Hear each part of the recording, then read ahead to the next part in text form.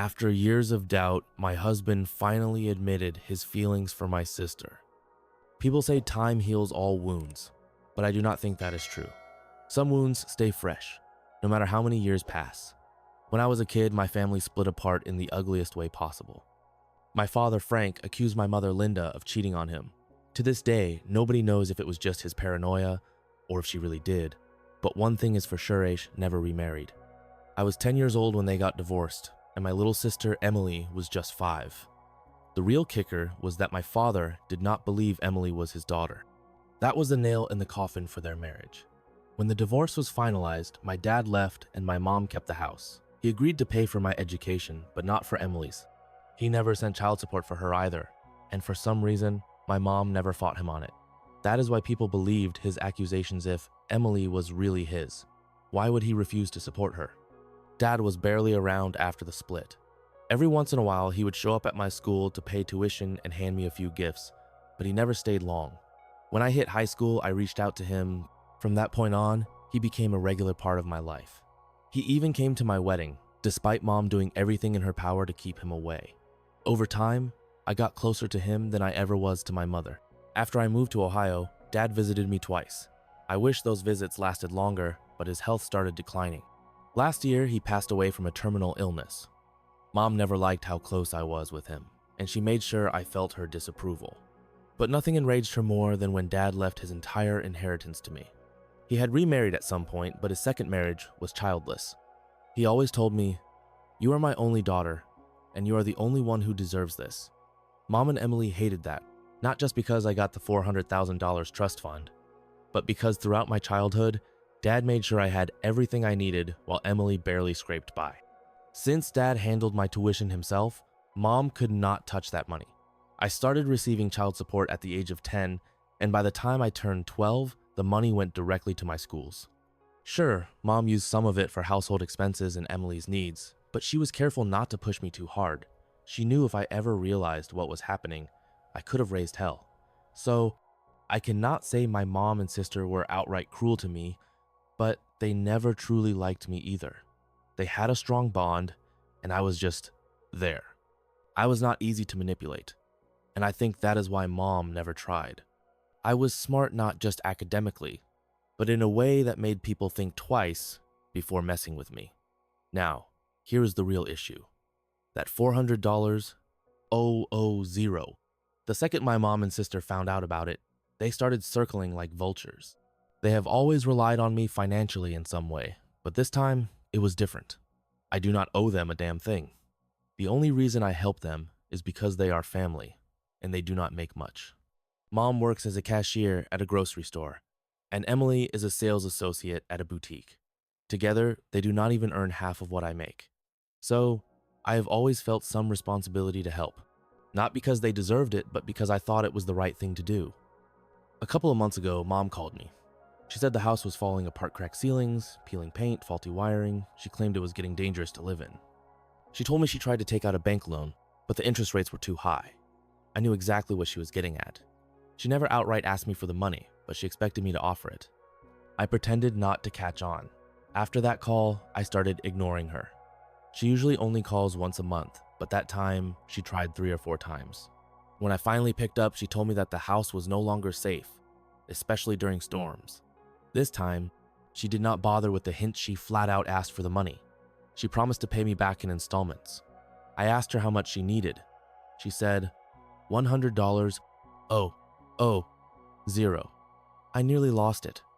I do not have that kind of money to lend, I told her. That is when she brought up my inheritance. I was furious, but I did not argue with her. Instead, I told her that the most I could spare was $50,000. She quickly agreed. Later, I realized I had made a mistake. I had been too impulsive, too generous. I should have just ignored her, but now that I had made the promise, I could not back out. My husband, Mike, suggested something different. Do not give her the full amount. Send it in installments and track how the renovations are going.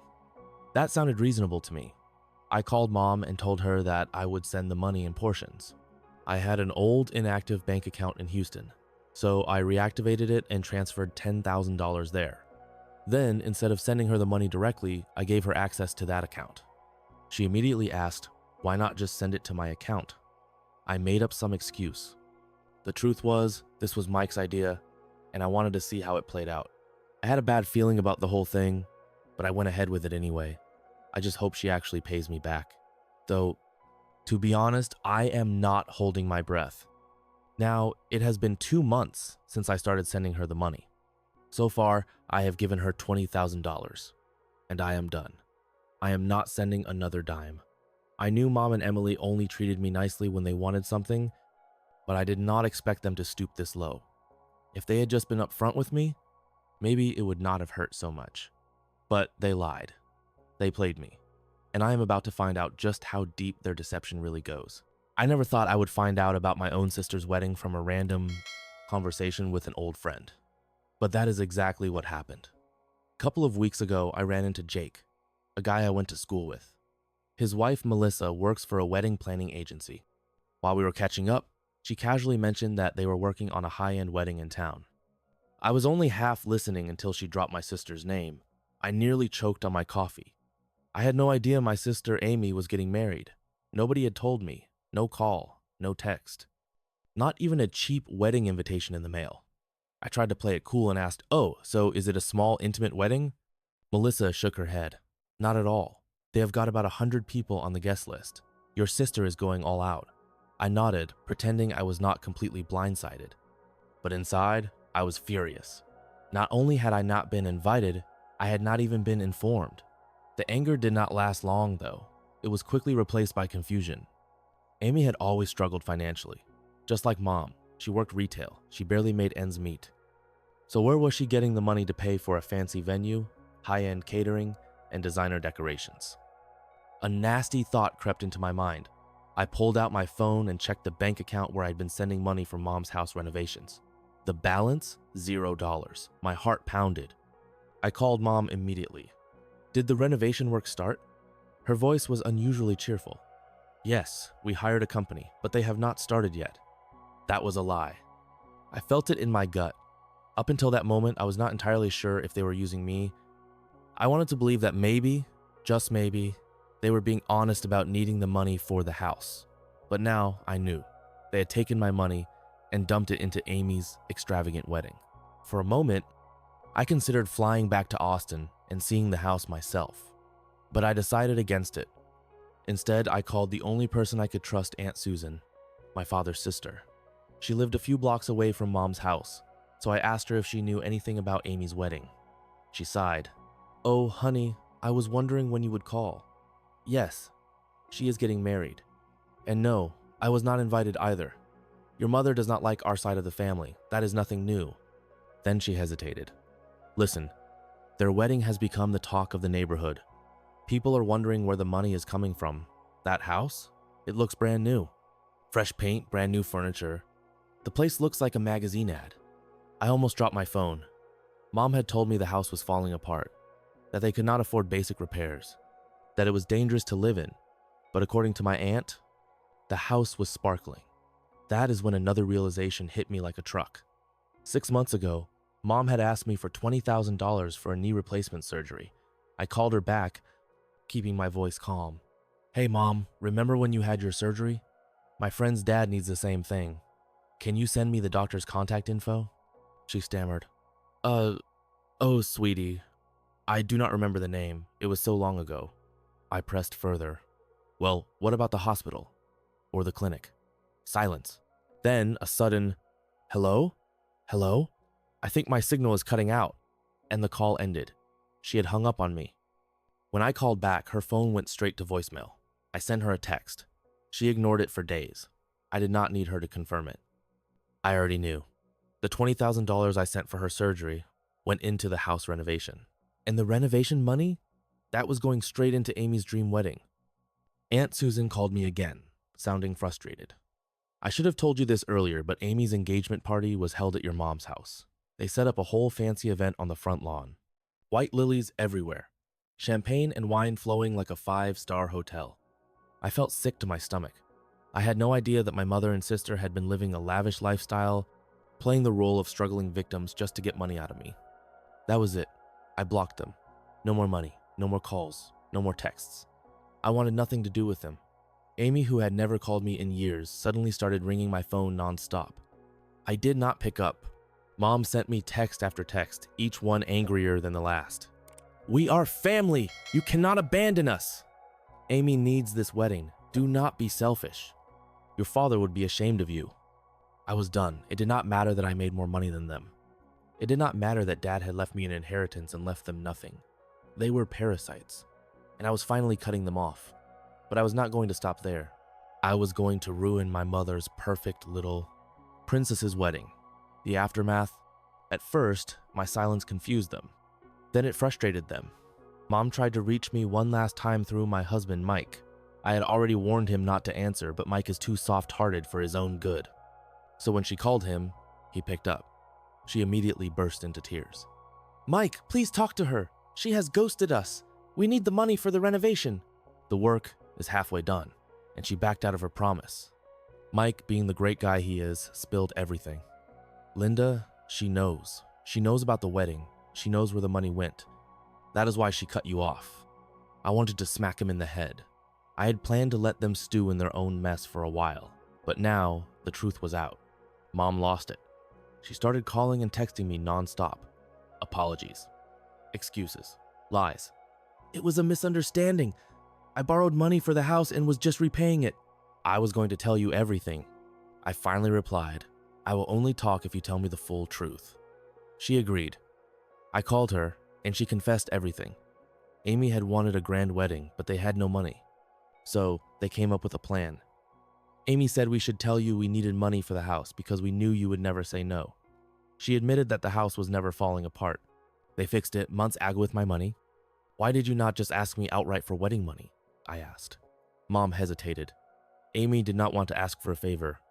She did not want to feel like she owed you anything. I nearly laughed. She did not want to ask for a favor, so she just lied and took my money instead. I told her I knew about the fake knee surgery too. Mom got quiet. I hung up. Then I cried harder than I had in years.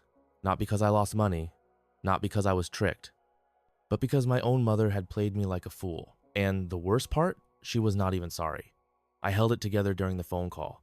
I kept my voice steady, my words measured. But the second I hung up, I broke. My own mother. The woman who raised me had played me like a fool for money. I sat there staring at the wall, feeling like the biggest idiot alive. I knew they had financial problems, but that did not give them the right to manipulate me, to treat me like a human ATM. I cried for hours. The last time I had cried like that was when Dad passed away. That night, I missed him more than ever. He was the only one who had ever genuinely cared about me. The only person in my life who had not used me for his own gain. Then, 2 days later, I got a voicemail from Mom. Now that you know the truth, can you send the rest of the money so we can finish the wedding preparations? I sat there, stunned. No apology, no shame, just straight to business. I wanted to scream. If she had been anyone else, anyone other than my mother, I would have cussed her out so bad she would have never dared speak to me again. But she was my mother. And that made it worse. She did not even ask me to come to the wedding, not even as a formality. They had taken my money, used me, and now that I was no longer useful, they wanted nothing to do with me. That was it. I blocked them both. Then I turned to my husband, Mike, and told him straight up, if you answer their calls, you are sleeping outside on the porch, in the cold. I mean it. He knew I was not joking. I stayed in touch with Aunt Susan, though. She kept me updated. The wedding was a month away, and from what she told me, Mom and Amy were struggling to put it all together. Good. They called and left voicemails every other day, begging for money, but I did not budge. Then, on the morning of the wedding, I got one last voicemail from Mom. You are a disgrace. I am ashamed to have you as a daughter. Do not ever call me Mom again. You are dead to me. I had been expecting it. Still, it hurt. I cried again right there in front of Mike. I knew people would say I was cruel, that I had ruined my sister's wedding, that I was selfish and cold-hearted. But no one ever talked about what they did to me, how they used me, how they manipulated me. I had spent years trying to be the good daughter. And for what? I was never anything more than a wallet to them. Later that day, I got a call from Melissa, the wedding planner's wife. She told me the wedding was falling apart. Mom and Amy had not paid the full amount. I asked, how much have they paid so far? She sighed. $20,000. I raised an eyebrow. That is enough for a decent wedding. She let out a bitter laugh. Yeah, but your sister ordered premium decorations and gourmet catering. The venue alone cost 20 grand. Now they cannot cover the rest. Then she hesitated. Are you coming to the wedding? I did not even have to think about it. No, I have better things to do. Melissa did not press the issue. She knew my relationship with my family was strained, but deep down I felt awful. I knew I was the reason my sister's wedding was falling apart. For a moment, I considered sending the money to Melissa's husband and telling him to go ahead with the wedding as planned. Then I remembered Mom's last voicemail. She had already disowned me. What was the point of trying to help them when, in their eyes, I was nothing? My actions may have seemed harsh, but they were a direct reaction to their betrayal. I turned off my phone and took my kids out for the day. I refused to spend another second thinking about them. The aftermath the next morning, Melissa called again. This time, she was pissed. She told me the wedding had been a disaster. At the last minute, Mom and Amy had begged her husband to put together something simple. They promised to pay him $10,000 after the wedding. Reluctantly, he agreed. He pulled together some basic decorations and food, just enough to make it look like a wedding. But it was nowhere near the extravagant event my sister had planned. The guests were unimpressed. The groom's family complained the entire time. And Amy? She blamed everything on the wedding planner. She told everyone that it was his fault the wedding was a mess. Melissa was furious. My husband wanted to tell everyone the truth, but your mom begged him not to ruin Amy's reputation. And because he was a good man, he kept his mouth shut. And as if that was not bad enough, Mom and Amy never even paid him the promised 10 grand. I felt sick. Not just because of what they had done, but because these were my family members. I had already cut them off. But hearing how they had humiliated and cheated the one person who still tried to help them made me feel ashamed. Melissa sighed. I am not blaming you. I just wanted you to know what happened. I thanked her and hung up. That night, Mike sat down beside me and said, "They got what they deserved. Stop feeling bad about it. They did this to themselves." And he was right. Mom and Amy had spent their entire lives trying to impress people with money they did not have. And now they had paid the price. For the first time in years, I felt relieved. Mom disowning me? It was the best thing that ever happened. Now I never had to deal with their lies and manipulations ever again. Story 2. My mom used my money for my sister's lavish wedding, so I cut her off and ruined it. Last night, my whole world cracked open. For years, I had little doubts. Just tiny moments, things that made me wonder but never quite added up to anything solid. Until now. It happened after dinner. My husband, Ethan, and I had invited my sister Rachel and her husband over for a casual evening. We had a great meal, shared some laughs, and drank more than we probably should have. After they left, Ethan and I were still buzzing from the alcohol and feeling good. We ended up in bed together. It was different this time, more intense, more passionate. Then, we poured ourselves another glass of wine and sat in the living room, listening to some music. Ethan was smiling, looking completely at peace, like he was lost in his own little world. He always gets that way when he has had too much to drink. And then, out of nowhere, he said it. "I am so in love with Rachel." I blinked. "What?" He smiled, his eyes looking distant, dreamy. "I am so desperately in love with Rachel. What I would do to taste her lips. She's brilliant." My stomach dropped. I asked, "How drunk are you?" He chuckled. "Probably a lot." I was tipsy too, but that sobered me up real fast. I sat there in silence, staring at him while he leaned back, still smiling like he had just confessed the most beautiful truth in the world. He looked happy. I went straight to bed, but my mind would not shut off. This morning, as soon as I opened my eyes, the memories came rushing back. And this time, I felt them in full force. What the hell? Ethan has always had a good relationship with Rachel. They joke around, they get along well, but it has never seemed inappropriate. Mutual respect. That is what I always told myself. But now I cannot stop thinking. Was this just drunken nonsense? Or was it something more? Did he even remember saying it? I watched him this morning. He acted like nothing had happened. Just another day. No signs of guilt. No awkwardness. Was he still hungover? Or was he pretending? Then another thought hit me like a ton of bricks. What about last night? The way he had touched me. The way he had looked at me. It was one of the most passionate, intimate nights we had ever had. And the whole time he had been saying, "I love you. You are brilliant." Was he talking to me or was he imagining her? Rachel has always been the laid-back, sporty type, never really one to care about appearances. But over the past year, she has changed. She lost around 50 pounds, started taking better care of herself, and last night she looked stunning. A form-fitting red dress, red lips, confidence radiating off of her. We all complimented her, and she seemed genuinely happy. I do not know why I am mentioning this, but it feels important. I need to talk to Ethan, but I do not know if I am ready for the answer. There's an old saying, "A drunk mind speaks sober thoughts." I have always believed that alcohol lowers inhibitions and makes people say things they might not normally say out loud. But does that mean those feelings were always there, hiding just beneath the surface? Or was it just the alcohol making him blurt out something ridiculous? I do not know if I can ever look at him the same way again. Even if he denies it, how will I move past this? Because I know one thing for sure, I will never feel comfortable with him and my sister being in the same room again. And that is not something I can ignore. Maybe it was just a moment of drunken stupidity. Or maybe, deep down, he has been in love with Rachel for a long time. Either way, I need answers. And I need them now. This is not the first time I have been in this situation. My ex-boyfriend once told me, "I love you, Emily." Problem was, my name was Megan. Emily was my twin sister. I remember just staring at him. "That is my sister, not me." He turned pale. "Oh, I just mixed up the names." No, he did not. He had been in love with my sister the entire time. I was just the placeholder. I broke up with him, of course. But guess what? Emily dated him right after me.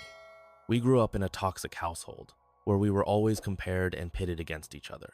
Looking back, I should have known our dynamic was never healthy, but even then, I never expected my sister to date my ex. So, yeah, I have been through this before, and I am not going through it again. Ethan is acting completely normal, like nothing happened. Like he never confessed his love for my sister. But I have to know, does he even remember? I agree with the saying drunk words are sober thoughts. And people do not just randomly confess their love for someone if there is not some truth to it. Have I been missing the signs? Has there been something in his behavior toward Rachel that I ignored? I need to confront him, and I need to watch his reaction carefully. It took me 3 days to work up the courage to ask him. When I finally did, I kept my voice steady. "Ethan, do you remember what you said the other night?" He furrowed his brows. "What are you talking about?" I took a deep breath. "You said you are in love with Rachel." He looked surprised. Not guilty, not panicked, just blank. I do not remember saying that. I watched his face closely. "Did you mean it?" He sighed. "Look, I have always loved Rachel. She is warm, kind, and we have always gotten along." Then he hesitated. "I also thought she looked really beautiful that night. Maybe my drunk self thought she was hot. I felt like I had been punched in the stomach," he continued, as if he was explaining something totally normal. "People get curious about the opposite sex. It is not like I have ever acted on it." I clenched my fists. "If you had to choose between us, who would you pick?" That is when he got defensive. "Why are we playing hypothetical games? This is ridiculous. I love you. You are my wife. I am happy with you. That is all that matters." But is it? Because now I cannot stop wondering. If life had played out differently, if Rachel had been single when he met us, would he have chosen her? I think I already know the answer. Ethan looked at me, wide-eyed, as if I had just accused him of a crime. "You are my wife, the mother of my children. I love you." His voice was steady, but something about it felt defensive. I took a deep breath and asked the question that had been burning in my mind. "If we had just met if I was not your wife, and Rachel was not married, would you have chosen her?" His expression hardened. He ran a hand through his hair and shook his head. "This is ridiculous. I hate these hypothetical games. They never lead to anything good. People get upset over things that are not even real." That answer was not good enough for me. Later that night, after dinner, he tried to reassure me again. "I love you. I am happy with you. Please do not overthink something I said when I was too drunk to even know what I was saying. But I am overthinking it.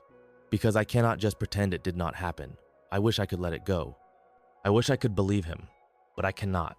No matter how much I try to push it out of my head, the thoughts keep coming back. How much of his love for me was real, or was I just the consolation prize? Did he stay with me because I gave him easy access to Rachel? Even if he never physically cheated, Was she always the one he wanted? And the most painful thought of all, was I just a substitute for her when he was with me? It is eating me alive. I know I need therapy. I know I need to deal with this. But how do you ever come back from something like this? I have always been close to Rachel. We live just minutes apart. We see each other often. And now I cannot help but notice everything. Every time Ethan mentions her, every time he talks to her, the way his face lights up, the way he never ever says anything negative about her. Is he like that with me? I do not know anymore. Is this all in my head, or am I finally seeing things clearly? There is no fixing this. Even if I tell myself it was just a drunken mistake, that it did not mean anything, it is always going to be in the back of my head. I will never be able to fully believe him again, he confessed. He has loved Rachel for years. Not always, not constantly, but off and on, the feelings have been there. But he swears he never wanted to act on it. He says he loves me, that he loves our life together. So now we are going to counseling. And from this point forward, whenever I see Rachel, he will not be there. He made that decision himself. That is how I know this is real. Because if it did not matter, if it was just nothing, he would not have made that rule. But here is the thing. Even if he never acted on it, even if he swears it never meant anything, he still said it. And I will never ever forget that.